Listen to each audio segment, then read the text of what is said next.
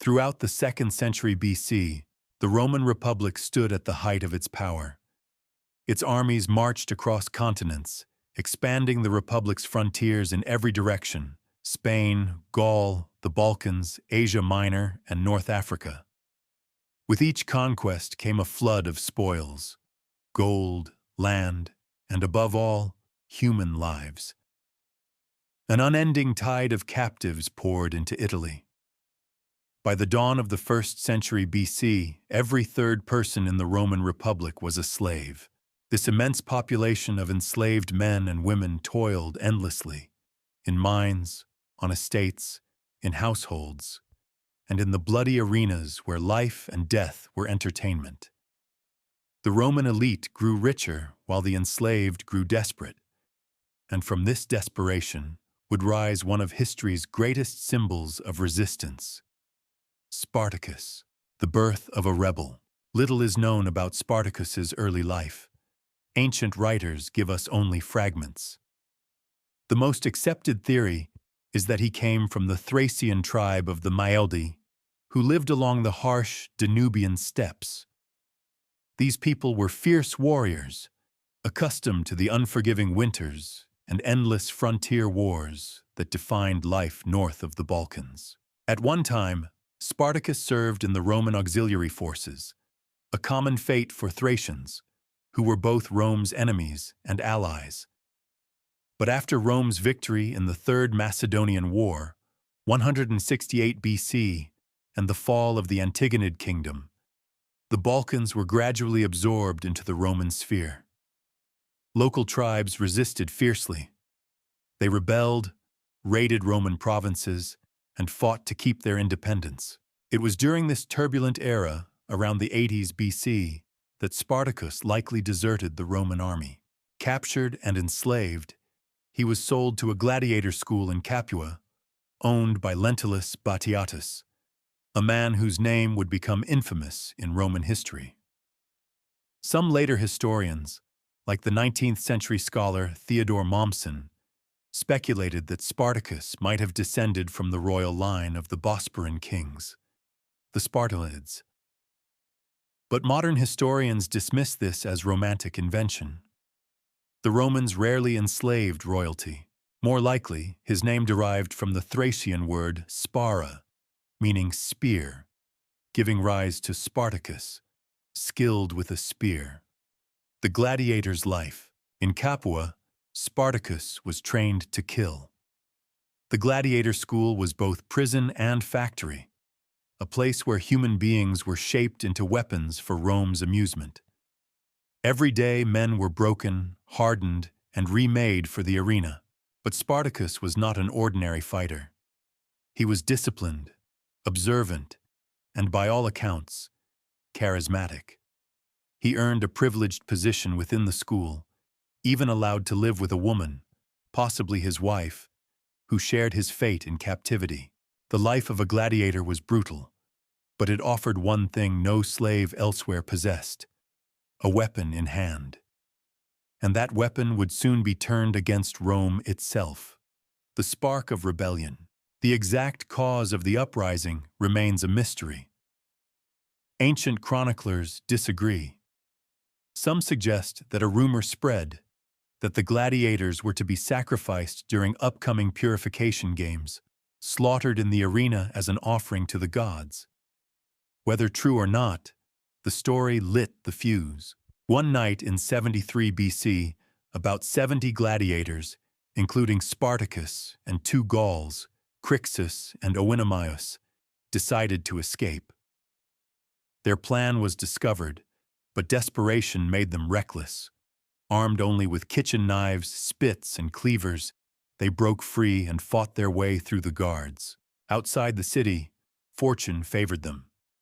They stumbled upon wagons filled with gladiatorial weapons: swords, shields, helmets. For the first time, they were armed not as slaves, but as warriors. They seized the weapons, gathered supplies, and fled into the countryside. Their first refuge was the slopes of Mount Vesuvius, the first Roman response. Rome, at that time, was preoccupied. In the west, Gnaeus Pompeius Magnus, Pompey the Great, was still fighting the remnants of Sertorius's rebellion in Spain. In the east, Lucius Licinius Lucullus waged war against Mithridates, the powerful king of Pontus. To the Roman Senate, a band of runaway gladiators seemed a trivial nuisance. They sent Praetor Gaius Claudius Glaber with a small, hastily assembled militia, not a professional legion, but farmers, recruits, and city guards. Glaber cornered the rebels atop Mount Vesuvius. The mountain's steep cliffs left only a single narrow path for escape. Confident of victory, Glaber camped at the summit's approach, blocking their only route. His plan was simple: wait them out. Hunger would do the work for him, but Spartacus thought differently. Observing the wild grapevines that covered the slopes, he devised a daring plan. The rebels braided the vines into ropes, scaling down the sheer cliffs under cover of darkness. Then, circling behind the Roman camp, they struck at dawn. The ambush was total. The Romans, trapped and panicked, broke ranks. Glaber himself was slain and his force annihilated. Though one of Spartacus's comrades, Oenomaus, was killed, the victory was absolute. The birth of a movement, news of the triumph spread like wildfire. Across southern Italy, slaves fled from villas, fields, and mines to join Spartacus. Within weeks, his army numbered in the thousands. They built crude camps, raided Roman estates, and armed themselves with captured weapons. The countryside burned. Roman senators laughed no longer. A minor disturbance had turned into a full-scale rebellion. Rome sent another praetor, Publius Varinius, with two subordinates, Furius and Cassinius. His goal was to surround the rebels and crush them swiftly. But coordination failed. Spartacus, ever watchful, struck first, ambushing Furius's detachment, then Cassinius's, and defeating both in quick succession. Varinius managed to corner Spartacus's camp, believing he had finally trapped the rebel army. But Spartacus again outwitted him. During the night, the rebels propped up the corpses of fallen comrades along the walls and placed torches in their hands to look like sentries. A single trumpeter remained behind to sound calls at intervals. Under the cover of darkness, Spartacus and his men slipped away unseen. When Varinius discovered the ruse, it was too late. His forces pursued, but were ambushed once more near the city of Lucania and routed. Varinius barely escaped with his life. A new kind of army. By the end of 73 BC, there was no Roman force left in southern Italy capable of stopping the rebellion. What had begun as a desperate flight of gladiators was now a disciplined army, trained, organized, and united under one man's leadership. Spartacus, drawing from his knowledge as a former soldier, reorganized his ranks in Roman fashion. His army was divided into legions, infantry cohorts by ethnicity: Gauls, Germans, Thracians, Greeks, and Syrians. Each group drilled daily. The ragged band of slaves became a fighting machine. Soon, they would test their strength against Rome's finest legions. By early 72 BC, the Roman Senate could no longer ignore what was happening in the south. What had started as a band of escaped slaves had grown into an organized army numbering tens of thousands. Farms were burning, villas were looted, and entire towns began to open their gates to Spartacus rather than face his wrath. For the first time, Rome admitted the truth. This was no ordinary revolt. It was a war. 2 consuls were dispatched to crush it: Lucius Gellius Publicola and Gnaeus Cornelius Lentulus Clodianus. Each commanded 2 legions, nearly 30,000 men in total. The Senate believed the rebellion would finally be brought to heel, but Spartacus had become far more than a fugitive. He was now a commander equal in cunning to any Roman general. Rome strikes back. The two consuls split their forces, hoping to encircle Spartacus in a pincer movement. Lentulus advanced through the Apennines, marching along the Adriatic coast, while Gellius moved north through Apulia along the old Via Aemilia. Yet Spartacus's scouts, disciplined and swift, discovered the plan long before the Romans could spring their trap. He divided his army as well. One division of 10,000 Gauls and Germans under Crassus moved to face Gellius near Mount Garganus. Spartacus himself led 30,000 men toward Lentulus. Spartacus struck first. His light infantry harassed Lentulus's marching columns for days, darting in and out of the hills. The Roman lines stretched thin, nearly 15 kilometers long. When the time came, Spartacus ordered a full assault. The Romans, unable to hold formation, were cut to pieces. Lentulus's army retreated in chaos. Spartacus did not chase them. He turned south, desperate to reunite with Crassus. But when he reached Mount Garganus, it was too late. Crassus was dead. His division had been destroyed by Gellius. The loss was devastating. Thousands of his comrades lay slaughtered, their bodies scattered across the hills. For Spartacus, it was not only a military defeat, it was personal. The blood of vengeance. When Spartacus found the Roman forces celebrating their victory, he struck like a thunderbolt. His army stormed their camps, cutting down legionaries who barely had time to grab their shields. The slaughter was merciless. Spartacus took no prisoners. To honor his fallen brother in arms, he staged a grim funeral rite. Near the place where Crassus fell, Spartacus held gladiatorial games, but this time the roles were reversed. 150 captured Roman soldiers were forced to fight each other to the death. It was revenge and symbolism combined. Rome's arrogance turned upon itself. The message was clear. This rebellion would not die easily. The road to the Alps. After the victory, Spartacus turned north. His goal was freedom. If they could reach the Alps, the rebels could scatter and return to their homelands. Gaul, Thrace, Germania. As they marched, their ranks swelled to over 100,000. Slaves, farmers, shepherds, and even free men joined.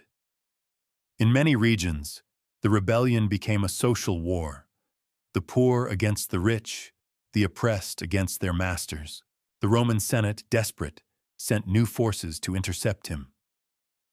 One notable battle occurred near Mutina, where Spartacus crushed a 10,000-strong Roman force led by Gaius Cassius Longinus, father of one of Julius Caesar's future assassins. The road to freedom lay open. The Alps rose on the horizon, snow-capped, silent, promising escape. Yet, at that very moment, Spartacus made a fateful decision. He turned south. Why did Spartacus turn back? Historians have debated his motives for centuries. Ancient sources claimed that his men, drunk on victory, demanded to march on Rome itself.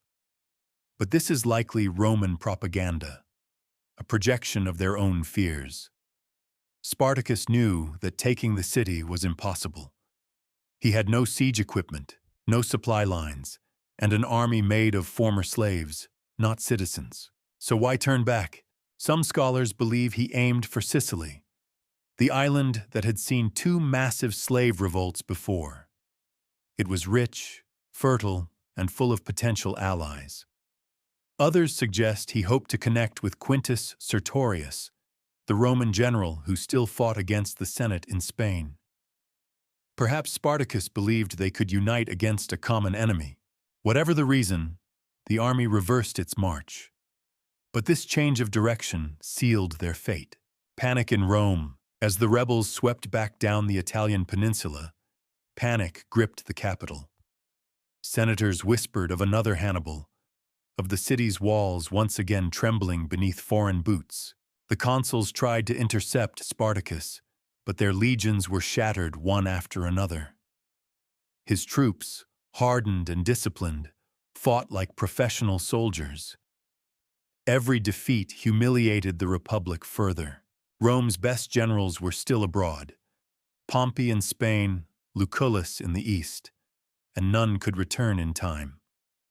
The Senate needed a man ruthless enough to restore order, a commander who would not hesitate to do whatever was necessary. One man volunteered, Marcus Licinius Crassus, the richest man in Rome. Crassus was not known for compassion. He was known for ambition. The wealthiest citizen in the Republic, he owned entire neighborhoods of Rome, silver mines in Spain, and armies of slaves. But he lacked the one thing money could not buy: glory. To him, defeating Spartacus was not a burden. It was an opportunity. The Senate granted him command of 6 legions, about 40,000 men, and the remnants of the consular armies. He swore to end the rebellion once and for all. But his first encounter with Spartacus ended in disaster. Crassus sent 2 legions ahead under Marcus Mummius, instructing him to flank the rebels and avoid battle until reinforcements arrived. Mummius disobeyed. Seeking personal fame, he attacked Spartacus head-on. The result was a massacre. Both legions were annihilated, and their sacred eagles, symbols of Roman honor, were captured. It was one of the gravest disgraces a Roman army could suffer. The iron hand of Crassus. Crassus's fury was legendary. To restore discipline, he revived an ancient punishment so brutal that it had not been used for generations: decimation. Among the men who fled the battlefield, every 10th soldier was executed by his own comrades. Then he did the same to the 2 consular legions who had failed him before. It was a message carved in blood. They would fear their general more than they feared Spartacus. From that moment, the Roman army began to obey. The final march begins. Spartacus, meanwhile, fortified his camps in southern Italy. His army was vast but weary. Supplies grew scarce. He banned the use of gold and silver, ordering all wealth melted down to forge weapons and armor instead. He trained relentlessly, trying to keep discipline alive. But cracks began to show. Some groups wanted to settle and carve out a free state. Others demanded to cross to Sicily, where they believed freedom awaited. Spartacus decided on one last gamble: to reach the island and reignite the rebellion there. He struck a deal with the Cilician pirates, promising payment in exchange for ships.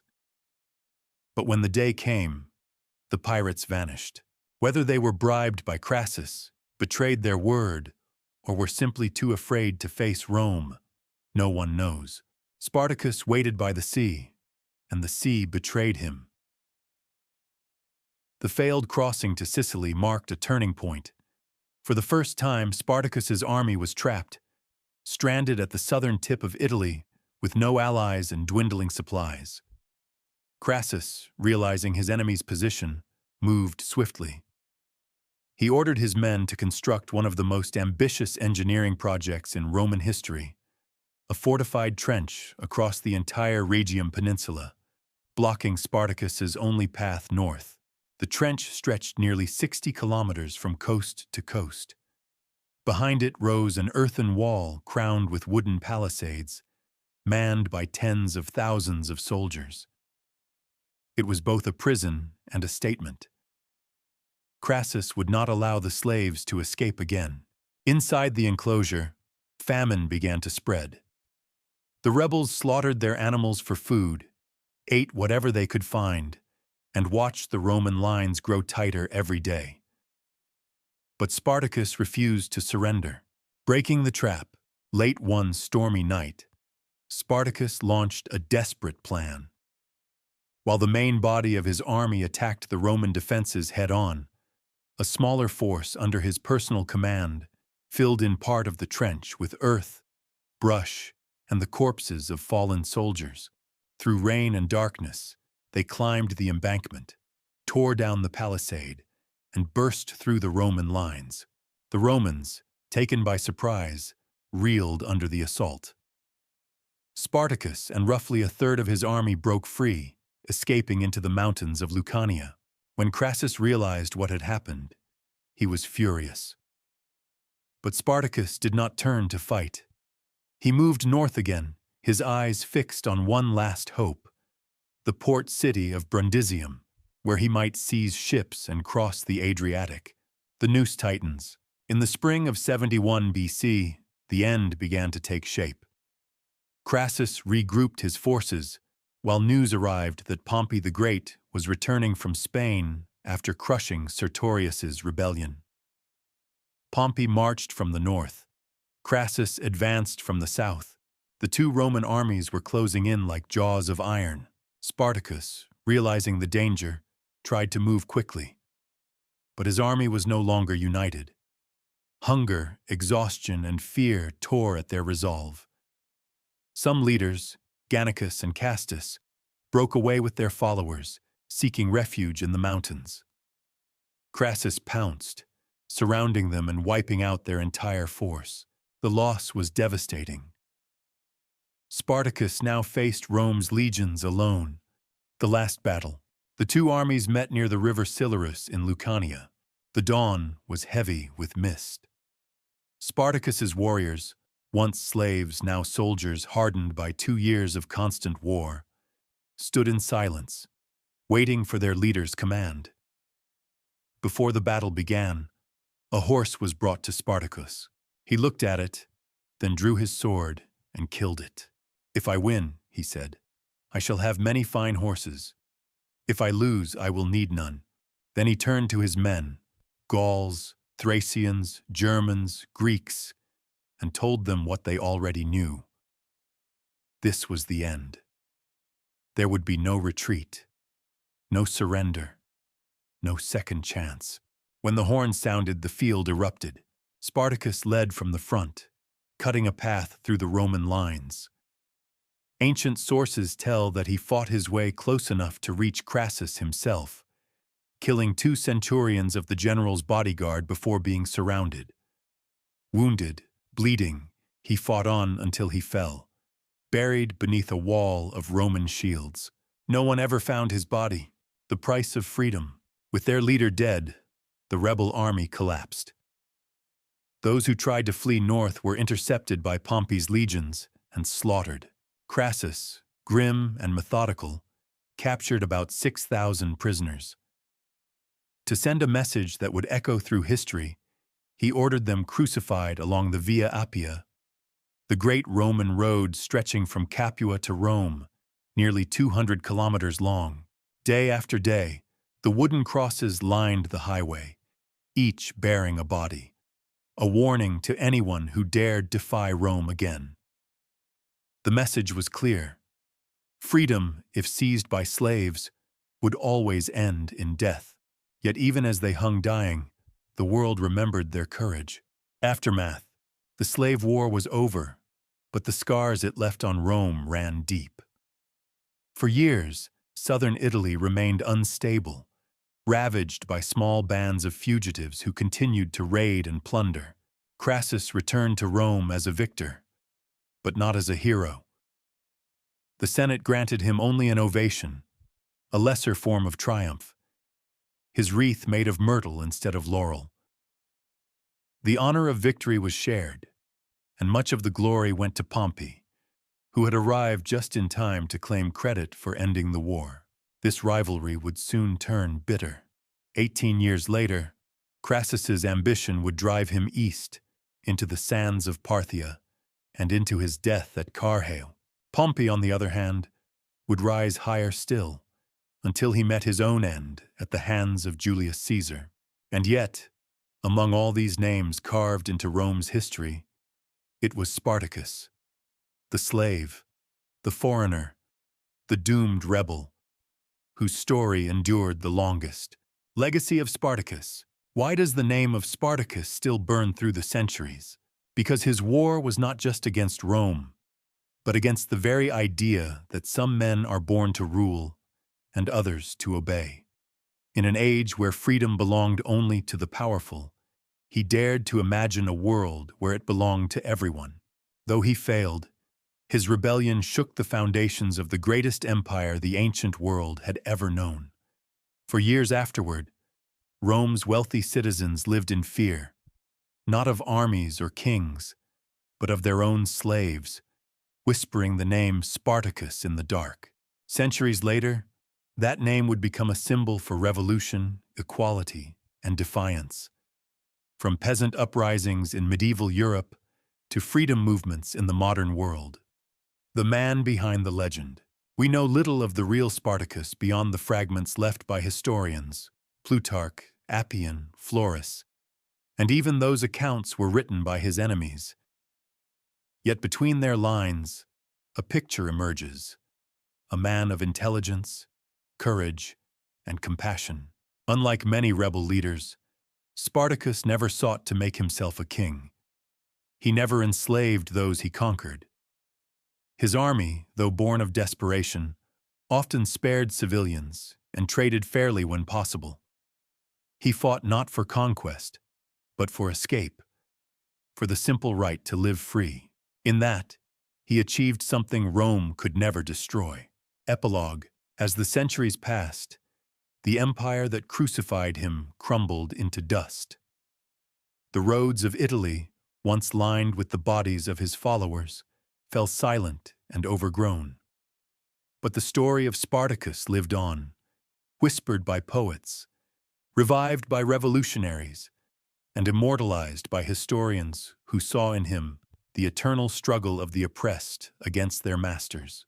To this day, his name stands as a challenge, a reminder that freedom is never given, only taken.